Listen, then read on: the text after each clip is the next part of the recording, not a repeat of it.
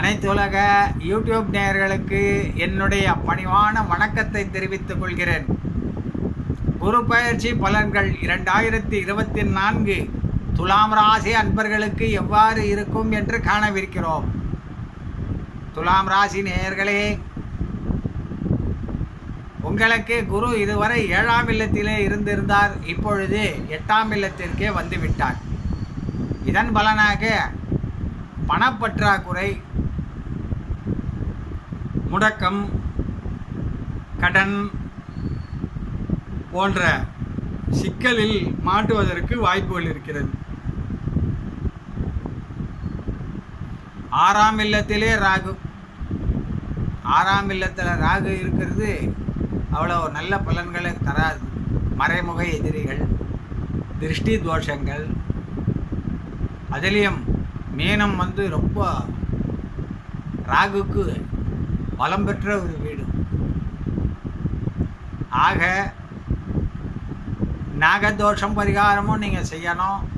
குருவுக்கும் பரிகாரம் இந்த பயிற்சினால செய்யணும். வியாழக்கிழமை தோறும் கொண்டக்கடலை மாலை சாற்றி நவகிரகத்தில் உள்ள குரு பகவானை நீங்கள் தயிரன்னம் படைத்து சுற்றி வரலாம். நெய் விளக்கு போடுங்க. 9 முறை சுற்றி வாங்க. குரு ஸ்தோத்திரத்தை 21 முறை சொல்லுங்கள். இப்படி சொல்லி வந்தீங்கன்னா நன்மையை தரும். ராகு காலத்தில் ராகு பகவானுக்கு நல்லெண்ணெயில் விளக்கு போடுங்க, இல்லை இழுப்பு எண்ணெயில் விளக்கு போடுங்க. அது உங்களுக்கு நன்மையை தரும். இறந்த முன்னோர்களுக்கு திதி தர்ப்பணம் கொடுங்க. பல குடும்பங்கள் இப்பொழுது கஷ்டப்படுறதுக்கு காரணமே என்னன்னு கேட்டிங்கன்னா, அவங்க முன்னோர்களை அவங்க மறந்துட்டாங்க. எந்த ரத்தத்திலேருந்து நம்ம வந்தோமோ அவர்கள் பசி பட்னியோடையும் கஷ்டத்தோடையும் துக்கத்தோடையும் வருத்தத்தோடையும் இருந்தாங்கன்னா, நாமும் அவங்கள எதிர்பார்த்து நம்மளை எதிர்பார்த்து அவங்க இருக்கிற மாதிரி நாமளும் கடனோட, பல பிரச்சனைகளோட, சிக்கல்களோட, பயத்தோடு இருப்போம். இதுதான் அந்த தொடர்பு, டிஎன்ஏ தொடர்பு. ஆக நாம் என்ன செய்யணும்? முன்னோர்களுக்கு திதி தர்ப்பணம் கொடுங்க. கண்டிப்பாக உங்களுக்கு நன்மையை நடக்கும்.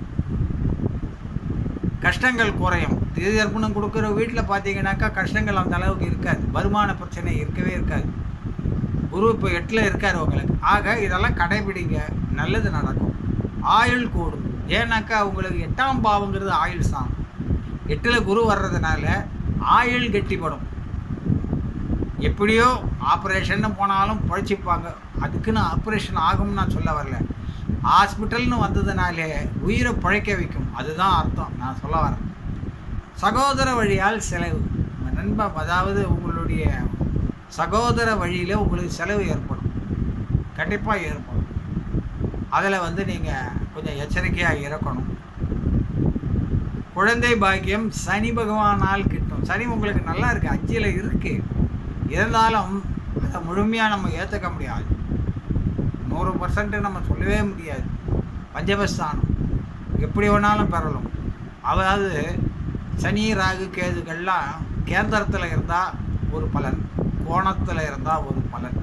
கோணத்தில் சுபகிரகங்கள் இருக்கலாம். இவர் சனி பகவான் உங்களுக்கு கோணத்தில் இருக்கார். அதனால் தன்னுடைய வேலையை அவர் காட்டுவார். நம்பி போன ஆட்கள் நம்மளை ஏமாற்றுவார்கள், அது சந்தேகம் இல்லை. குழந்தைகளால் நிம்மதி இல்லை, குலதெய்வம் கோயிலுக்கு போக முடியாத ஒரு சூழ்நிலை, இப்படியெல்லாம் வரக்கூடிய வாய்ப்புகள் இருக்குது. இதெல்லாம் மீறி நீங்கள் நல்லெண்ணெய் தீப விளக்கு போட்டு, இழுப்பு எண்ணெயில் விளக்கு போட்டு உங்கள் குலதெய்வத்தை வழிபட்டு வந்தீங்கன்னா இதே சனி பகவான் உங்களுக்கு நன்மை செய்வார். திதி தர்ப்பணம் கொடுத்தீங்கன்னா ராகு கேதுக்கள் நன்மையை செய்யும், சனியும் நல்ல நன்மையை செய்யும். மர்ம விரோதிகள் உங்களுக்கு இருக்கிறாங்க. 6ஆம் பாவத்தில் ராகு இருந்தால் மர்ம விரோதிகள், யார் விரோதினே கண்டுபிடிக்க முடியாது. Secret enemies. ராகு தான் சீக்ரெட் எனிமீஸுக்கு காரகனே. எல்லா வித வியாதிக்கும் காரகன் ராகு. சனியும் காரகம். இதில் 2 பேரும் ஒன்றா சேர்ந்தாங்கன்னாக்கா முடிஞ்சுது ஜோலி. ஆக மர்ம விரோதிகளால் பாதிக்கப்படுறதுக்கு வாய்ப்புகள் நிறைய இருக்குது. சர்வ சாந்தி செய்து கொள்ளுங்கள். வெளிநாடு யோகம் சில பேருக்கு உண்டாகும். 12ல் உள்ள கேது சில பேர் வெளிநாட்டுக்கு கொண்டு போகக்கூடிய வாய்ப்புகள்லாம் இருக்குது. அதனால் பரிகாரங்கள் தேடி நீங்கள்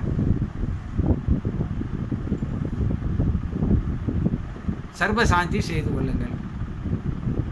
குருவுக்கு வியாழக்கிழமையில் விளக்கு போட்டு விடுவாங்க. திருத்தணி முருகரை நீங்கள் அவசியம் வழிபாடணும்.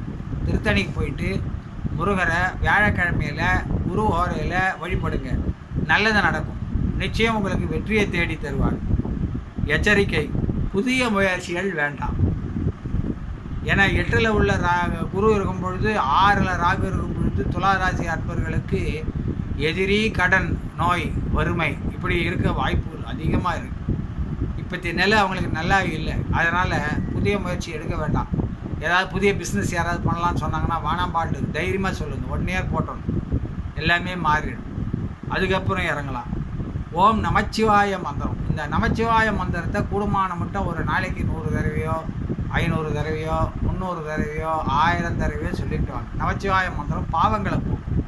அதே நேரத்தில் ஏழைகளுக்கு அன்னதானம் கொடுங்க. பசியோடு வந்தவங்களுக்கு உணவளிங்க. உங்கள் முன்னோர்களுக்கு செய்யுங்க. நிச்சயம் துலாம் ராசி அன்பர்கள் ஏமாற மாட்டார்கள் என்று கூறிக்கொண்டு, ஜோதிட ஜாதக சந்தேகங்கள் உள்ளவர்கள் என்னோடு தொடர்பு கொள்ளலாம். இந்த வீடியோ பிடிச்சிருந்தா சப்ஸ்கிரைப் பண்ணுங்கள், ஷேர் பண்ணுங்கள், லைக் பண்ணுங்கள். மறக்காமல் பெல் பட்டனை கிளிக் பண்ணுங்கள். நன்றி, வணக்கம்.